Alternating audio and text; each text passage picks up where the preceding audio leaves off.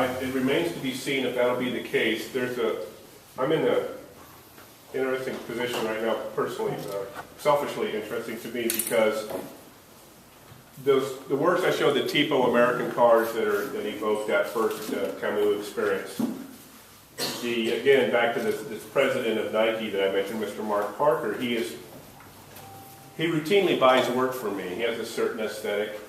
His check's always clear. And it's not enough to make a living, but every now and then it's a really nice lump. And it's always welcome, put it that way. But the dance is, if I try to make things for him to consume, he'll see right through that. Yeah. He's a very astute collector. He collects Chris Cooksey's work, who I'm sure really you're familiar with. Lovely man, amazing collector, incredibly generous person, but he's not to be trifled with. You don't make bait for him that he bites on. But I really did fall in love with these works. He's expressed some interest in them. If he buys some, my phone could buzz right now. It's literally right now these works are before him, and that scooter, that big yellow scooter, which would also buy some time. But yeah, the thing, my relationship to selling objects is it doesn't happen routinely, that there's no rhythm to it. And then when they do happen, when they do sell on occasion, it's never anybody that's my friend, because none of my friends make enough money to buy my work. I can't afford to keep my own work, because if I try to hold on to my work, it's money that potentially we need to live on. And it's priced by my gallerist, which is great, because he asks more for my work than I would have the courage to. But at the same time, the stuff can sit for a couple of years. So what do I do in between? And piece it together, doing all manner of things. Yeah. Seems like the story that most of us have. I apply for a lot of grants, and then, like you, sometimes museums, if I have a big show in a museum, the museum has a budget, and they will help me, it won't pay for all of it, doesn't pay the materials, but it gives me enough for a while, and it encourages me, if nothing else, to spend 3 months installing something. You've got a few $1,000 that someone will give you. And then you look for a good collector who loves your work and use a gallerist who will help you have the self-respect to sell your work the amount of money that it deserves. And that's, it's painful actually seeing some of the low prices that people here set on their work, because you're undervaluing yourself really, and you're also making it harder for the rest of us to sell work at a fair price. And I think, I know in ceramics, this has always been a problem, that people in clay have often thought that their mug is only worth so much. But, it's up to everyone to raise the game and to make sure that your art is your life. And it's not just a hobby, and it's something that we have to, because those of us who are trying to make a professional career out of it, it's not easy at all. Financially and emotionally and all those kinds of things, but financially it's hard. Oh yeah, it's draining in multiple ways, and I've found actually going to art fairs and festivals I have done printmaking for a number of years, so I'm able to create work that can be at a price point, because it is that kind of more than the majority of people can access, and that is with the ability to make additions, and so it's it's hard to keep your prices at this level that is giving you what you deserve to have from all of the work that went into it, but it's when you're trying to make it work for just a monthly income so that you can keep doing what you're doing. It's you have to have it at a certain accessible level, so it's tricky, because it's you want to be able to keep making the work and selling, but majority of the people can't. Being in, taking my work to the street, it's you're dealing with a public that doesn't have access to, they're not going to necessarily go to a gallery, or they're just going to happen in on it, and so they might be willing to buy something for $50, but it's for $100, and that tops, and so it's trying to, I think it's trying to like constantly like trying to reach and expand an audience so that you can like continue to earn the income that's necessary, instead of like, because I've done galleries as well, but it hasn't worked for me in a way that I need it to work for me, because like you said, it's like you are, there may be 6 months of like no sales, so what do you do in that time? You can get it, you can work other jobs, trying to find kind of like cut and paste to try to make it work, but I don't know. Well, and I think it's not everybody can be Jeff Koons, that's, going to be Sure. a It's a very small percentage. Yeah, it is a very small percentage. I think one of the things that I see here is that, you have this artist practice, this studio practice, but there's also a social practice that you're all engaged in, and that often there are not these discrete commodities that a consumer can take away, or that a museum can easily acquisition and take on. So it is you're not necessarily always talking to the collector or the person who is going to purchase an object that they're going to hang over their couch. And it is, I think there are ways that we need to reach into our community and think about how we create a way for people to understand and value what you're doing and the kinds of dialogues and narratives that you're creating in terms of who we are.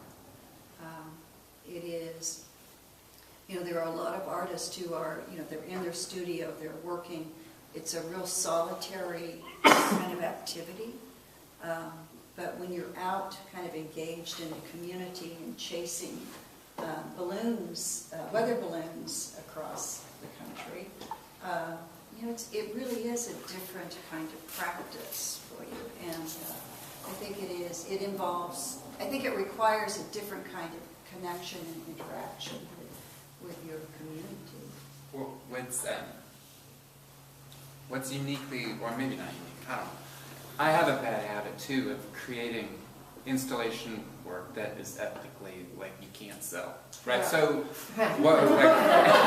So, what's nice about that though is I spend 0% of my time trying to sell work, right? And so all the time that people spend doing that, I look for grants and I look for other opportunities. And what else is nice about not selling work is that I always have work to show, right? So,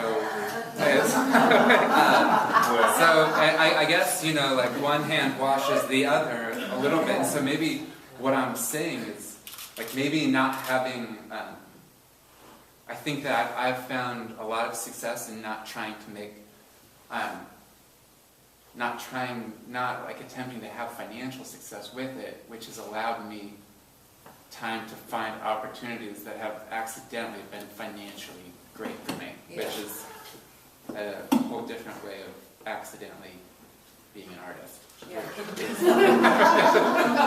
It's all an accident. If I could dovetail on so many things, but the work that I'm most passionate about is the work I'm able to make when I'm thinking the least about money. And the times when I've tried to make work to reach a marketplace, real or imagined, it's been the work that's been the most compromised. And by virtue of that, the work that's least financially viable, because people can see right through that. And so, or I just don't even finish it because I'm like, I'm only in this. And I'm fortunate to have this life partner who sees right through my fears. And when I become fearful about how our lack of money, she knows that immediately that the next thing that's going to happen is I'm going to start dropping the bar on the works I'm going to make and trying to make things that are more accessible to people who frankly aren't out. These people probably don't even exist. These people I'm imagining. So it's really an interesting challenge. And you said something. I think when I do have a sale, I am so freaking creative the day after we deposit that check. It's incredible how creative that absence of need of money. So there's the paradox. The presence of money for me creates an absence of want of money. And I get really creative and excited. And the world is just like, oh, what am I going to build next? What I do when I get a check is I give it to Vicki and I say, how long until I need to stress about money again? And she'll say, well, this 6 months out of this or whatever. So that's just a more pragmatic, and maybe something that might be actually be worth mentioning to some of you who are thinking this through at some level.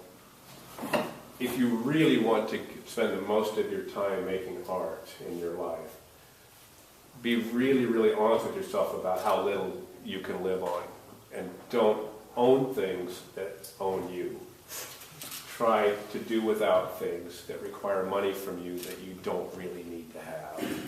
And that will allow what money does come in, or whether they're grants or a teaching position here or there or a day job, if you can make that money go further, there will be more happiness in your life if you're a maker, because you'll spend more time making and less time thinking about when that money's going to run out. And so the volume of money you need is proportionate. It can be very proportionate to how much happy time you get, how much time you get to spend with your ideal self, being creative. And I do want to just confirm what Randy just said. It is, as a museum person, as a curator, I can always tell when somebody brings work to you that they have created for the express purpose of a market or for selling.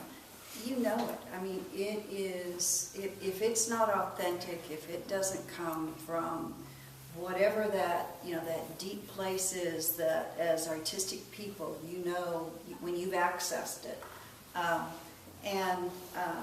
It is, people who are kind of running galleries and curating in museums, you see it. I mean, I think there's some people are, you look at a lot of art. We all see a lot of art, and you can't compromise that, that part of being a maker. The other thing I would note too, just in terms of museums, the curator of the past is it is going away. Curators today and the museums of today they're looking for artists like this, because what they want, and their job is to not take something, put it on the wall, put a label on it, and tell you how to think about it. Their job is to create a space for the artist and the art and the community to come together and have a conversation and a dialogue.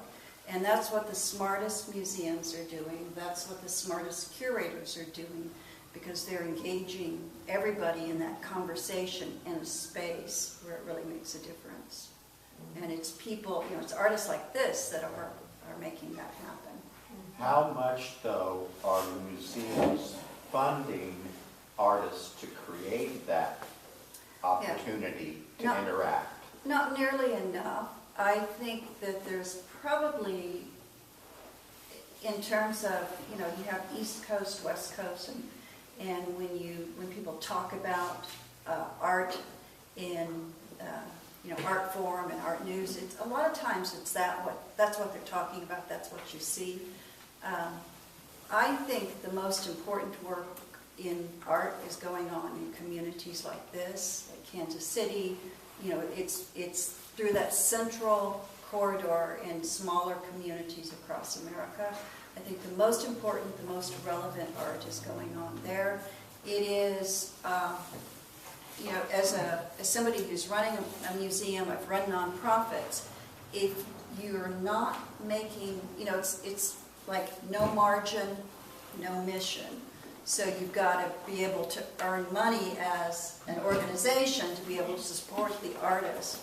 And I think a lot of organizations that want to support artists, they're struggling in the same ways that artists are in finding creating value in the minds of the people who can make that happen. And I tell you what, I see here in Topeka with what's gone on in NOTO, it is, it's not the, I think it's the artists that are really kind of creating that sense of, this is a really dynamic and creative space and things are happening. And a lot of times it's, you've got to make your own world. You get to create it. Yeah. There's one elephant in the room I want to make sure it gets addressed, and that is this term exposure that a lot of us have heard. You get so much exposure. And rather than speak about my experience with exposure, which I've had enough to have a sense of what it does and does not do, how many of you know Erica Nelson's work out in Lucas, the world's largest museum of the world's smallest versions of the world's largest things? Abraham? No. Erica Nelson, amazing person, absolutely a work-a-freaking-holic, talented, lovely person. She's trying to make a go of it in Lucas, Kansas for years now, and she's doing it by quilting together her life, doing all these things, racing around the country. At any rate, a number of years ago, she got on Conan O'Brien, okay? So this is a thing that if you're you're an emerging artist or you're a young artist in school, you think, well, there you go, Conan O'Brien. And I had my experience that's analogous in my own time, but Erica just put it so succinctly. And she got on, and she was like a ping pong ball, Conan and somebody else batted her back and forth for about 30 seconds, and she was off. She held her own, but she was this novelty trick from Kansas. Well, that was her life, right? And it wasn't, she said she held no ill will to Mr. O'Brien or anyone else. She said she was well treated by everyone there. The band was great. But what happened was afterwards, she crashed. She came back to Lucas. She was trying to back to work. She was still broke. She'd had all this, white noise in her life. And she expressed this thing on social media about she was just about ready to just call it all quits. And someone said, oh, but Erica, you get so much exposure.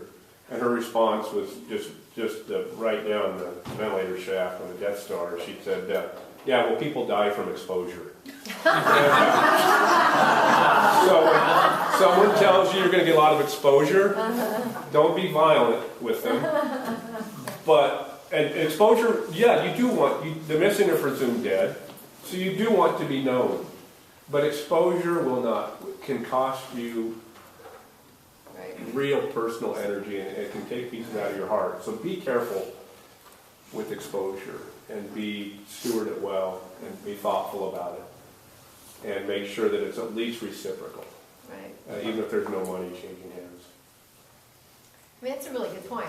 It's also like what Ben was saying about, your recent project, you bring your things out into the community, out into the world.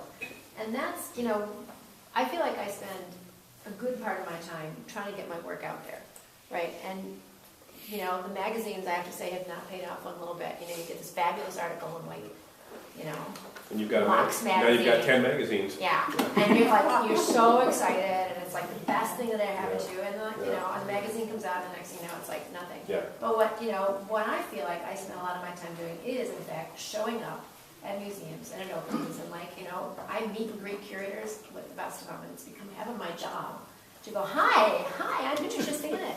Have you seen my work? I try to do it in a nice way, so not sound like that, But unless they know who I am, they're not going to look at my work. And I do a lot of community stuff, not necessarily volunteering, but I make my work, I'm interested in involving the community, as those of you who have met me this week. But for that to happen, I actually have people wanting to be willing to come work in my studio. And so I show up, and I volunteer at some of the arts organizations in Phoenix, and so now people know who I am, and they're willing to come and volunteer and do cool shit. And that has been a big part of my life. And then I get a grant. So then when I apply for an exhibition grant, they're like, oh, that's right, you did that really great project with those people. And so then someone will send me a few $1,000, which will help. It makes it necessary. But until I learned that lesson, that I felt so insecure. I mean, I felt like I knew nothing. But I acted like I really had it together. And that I showed some pictures that maybe were done a little bit to make it look like I'd really done something fabulous. You know, and then people believed in me more, and then I had to prove it. But a lot of it has to do with moving forward and believing in yourself enough that you start reaching out there. I would, just to add on to that too, I would say that the majority of the help that I've found helpful, right, the help, Right. has come from community non-art partners. So, you know, just talking to somebody that I'm the artist in the room and they are doing something else, right? Maybe they're in education or a nonprofit that works with, obviously, with prisons or with whoever it's going to be. Usually, like, my trajectory for success goes through that person opposed to somebody else who's a established person in the art world, you know, in my experience. There's less competition, you know, and Right. people are often looking for artists as partners. Yeah. Yeah, I would completely agree with you. I've done much better working with people in the community who aren't other artists. So this raises an interesting, I'm sorry, Justin, you? Been a while. I was, that brought up like the thought for me about collaboration and community involvement and like reaching out to the people around you and bringing them into the art. I think that is a really important thing to not forget in it, that you're, as an artist, aren't like isolated. And I think building relationships with your neighbors and then your community, that's like, I think, a really key part to keeping like motivated and keep moving forward. And with this, I think with the video I showed you of the installation I did, that part, like that aspect of it was what really I really loved about it. It was becoming more of a like director in it. I mean, I did a huge amount of building and constructing in that, but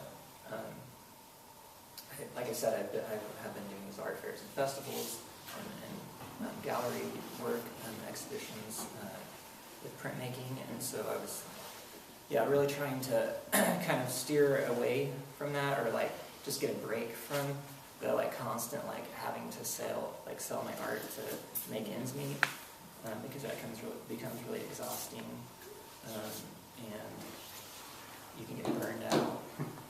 I've experienced burnout several times. But with this last project, it really, I think installation art can really like fulfill that aspect of communal experience, and people coming in and experiencing the work in a different way than they might if they were looking at a two-dimensional piece of painting on a wall. And so I don't know, I think that's really Well, and important. you had not only people coming and looking, there were ways that they were kind of changing and moving stuff around and Entering into. entering in and becoming immersed and engaged. Kids loved the installation that Justin did. And I think the other thing is that you had participation from the community in terms of, collecting stuff from people like Kai and I who have a lot of stuff, but also, just, kind of building relationships with other people that do things that work to benefit the art. Creating energy, I guess, into creating something as a group, I guess, collectively. I think the other element that is important to think about as you're kind of creating your practice is there are people out there who are known as connectors, and who can connect you with other people, and it's like I wasn't really aware of Patricia's work until Michael and I brought, they came by to see me. They had one of those beautiful catalogs. It seduced me. I was totally in when I saw that. So having, that kind of, having people who are going to be kind of supporting you, but you also have to have the work. You have to have, you need to be creating, and because if you don't have that, it's that kind of thing. Well, there's one thing that I think is not being addressed too in art education, those of you that are involved in on whatever platform, and that is there ought to be a lot more discussions about the analogy to music and what's happened to music. Is that people, at some level we're talking about who consumes your work. Do they consume it by purchasing an object that they take home, or do they consume it by caring about it? I think a lot of artists would rather have, if they had the choice, they'd rather have someone care about their work than care about somebody buying the work to go with their couch. Or you can care about a piece in a spiritual way and buy it too. Yeah. It's nuanced. But the thing is, if you look at what's happened to recorded music, there was a time, and art education is still sort of stuck in this model where, formal art education, where well, if you reach a certain amount of success, you develop a certain voice, you brand yourself, you get the right gallery, you're going to sell objects to someone for money. Well, it doesn't happen in music anymore. You have to, if you're an emergent musician, you've got to give it away, and give it away, and give it away, and hope that you play, that eventually you'll get paid to play in a bar or something. But no one's going to buy music they haven't heard to see if they like it. And the radio stations way back in another time and place on another planet, a radio station had to play it for you to have a chance at it, and that's sort of what the art galleries used to be. It's analogous to what art galleries used to be. If an art gallery showed your work, then people who bought work said, oh, it's okay to buy it now because it's been proven to be viable. Anyway, so we got to talk some about consumption. If you want to make work and you want the work to matter to a community, then frankly, I think you need to figure that talking about selling your work to people is just take it off the table and figure out another avenue to develop your income. You have to really, because you don't have things to sell. Right. You have an experience that you think is worth giving 6 months of your life to, and there are people who reciprocate and are grateful for that, but there's nothing to buy or sell there, but it's still totally worthwhile. So the money thing has to be addressed. In my experience, I'm lucky that my partner, she works full-time, and I work to fill in all the gaps, and between all the gaps I got to make art. I'm always making art, I never stop. But sometimes I can really go for it. So it really is like quilting in a way, making a crazy quilt for us. For us, it's like making a crazy quilt. We try to find 365 pieces of money a year and make them cover. That's your final statement? Mine done. Anybody else want to do a final statement? I am good with money quilt. Go to that.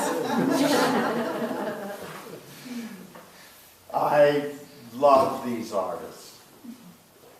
And for them to struggle as much as they do, to be able to continue to make art is a travesty from my point of view.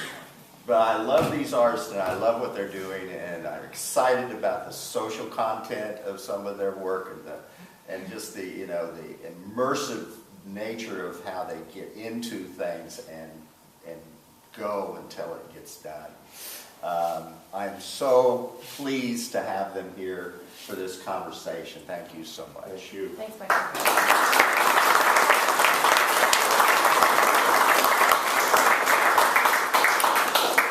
I want to turn it back over to Hannah, and we've got to get Randy out of here because this is his anniversary. His son is arriving at the airport. I've got to go get my son from the airport and his fiance's first trip to Kansas. So I told her already, I said, well, I know one thing, Kansas has a hell of a lot bigger ball of twine than New York City does. So I'm going to put that in a pipe and smoke it. Thank you. Yeah, okay. All right, thank you all. I'm very much honored to be a part of this, and I'm available via the interwebs through him. I would love to consider any conversation with anyone you come to Kansas City. Call me for coffee. Thank you. I know Patricia needs to move on as well. Others of you, we're going to disband this group and turn things over to Heather. Hannah. I'm sorry. I get called Heidi too. It's all good. Oh, I think that that they were talking about doing that. Do you want to do that Do you want to do now? that real quick? Yeah. Okay, great.